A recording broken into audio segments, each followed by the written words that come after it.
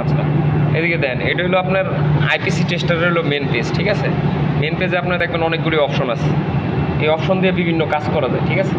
এখন কত হলো আইপিসি টেস্টারটা কাজ করতে হলে আপনার সর্বফার্স্ট জানা লাগবে হলো আইপিসি টেস্টারের যে পোর্টগুলো আছে, পোর্টগুলো সম্বন্ধে আগে জানা লাগবে। তা দেখেন এদিকে 3টা পোর্ট, আমরা সবচেয়ে বেশি যে 3টা পোর্ট ইউজ করি, এই 3টা পোর্ট, কথা বুঝছেন। তো এই 3টা পোর্টই হলো RJ45 পোর্ট, যেগুলো আমরা যে ক্যাট 6 কেবল দিয়া, ঠিক আছে, কানেক্টর লাগাই, ওই RJ45 পোর্ট। এখন দেন প্রথম পোর্টটার নাম কি? ল্যান পিওই।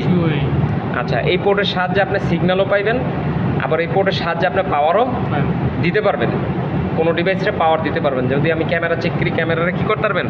চালু করার জন্য পাওয়ার দিতে পারবেন। তারপরেরটার নাম কি? LAN PAC in. এই ল্যান পিএসি, এই ল্যান পোর্টের মাধ্যমে আপনি শুধু সিগন্যালটা ট্রান্সমিট রিসিভ করতে পারবেন, কথা বুঝছেন, কিন্তু পাওয়ার দিতে পারবেন না। এরপরেরটা কি? UTP scan.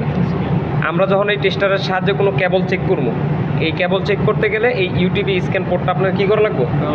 ব্যবহার করা লাগবে, ঠিক আছে।